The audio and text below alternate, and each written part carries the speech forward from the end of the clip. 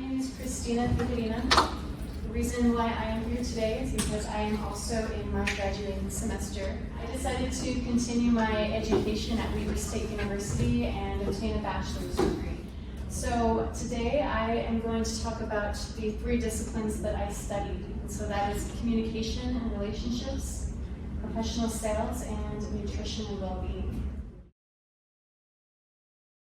So having effective communication, it creates a safe and supportive space for the family and helps facilitate a healthy grieving process. Additionally, you want to listen without interruption or assumption. Speak to help the listener, don't just speak to get your point across.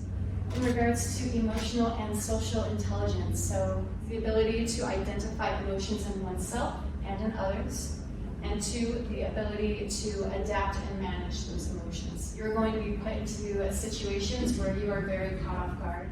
So we're going to do a little engagement here. Say we're in an arrangement, see as a family member, okay, we have to embalm. What is embalming?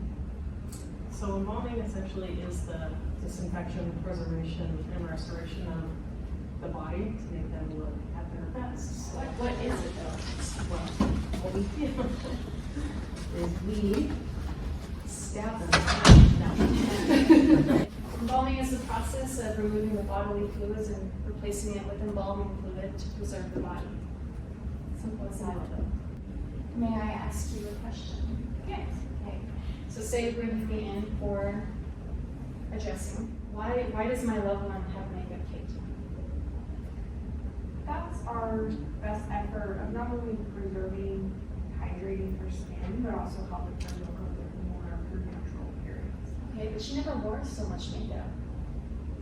Sometimes it can come across as a lot. We can definitely do our best to try to minimize the look of it. Okay. One thing I might say, I do apologize, but there were some discolorations, so we did need to use opaque cosmetics in order to cover that discoloration. So something kind of giving a reason why.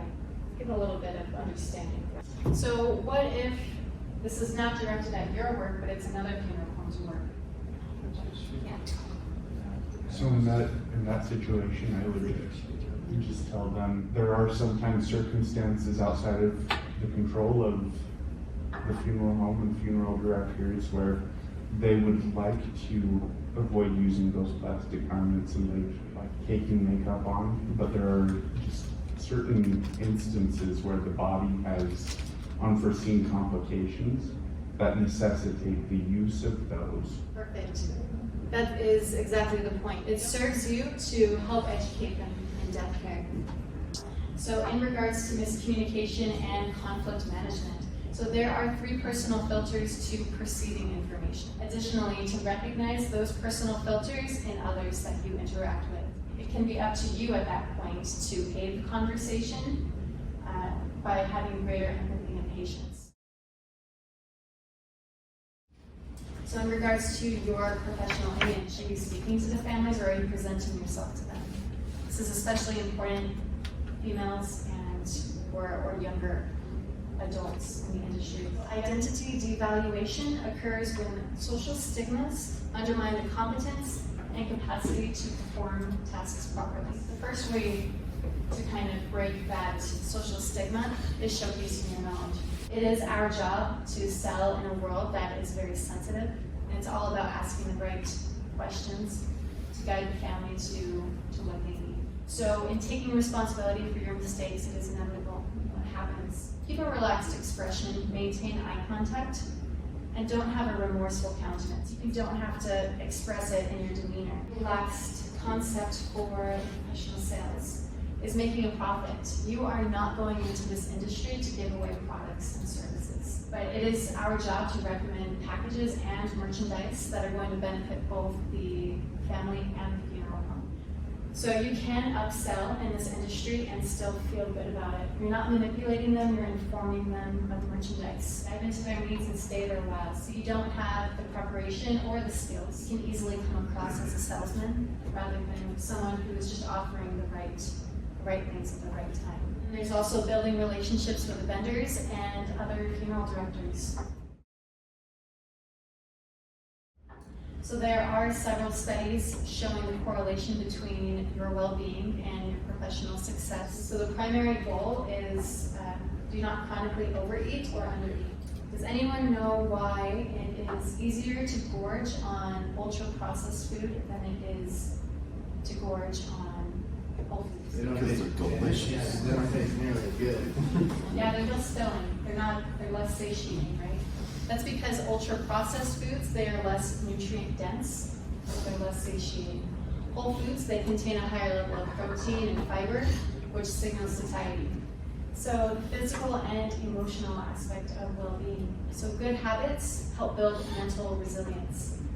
And that helps you to better cope with the challenges and to reduce the impact of stress that come with the industry. Now, you don't have to be an athlete to gain the benefits from exercise. It can be as simple as going for a walk, stretching, for having trouble sleeping, digestion, all of those things.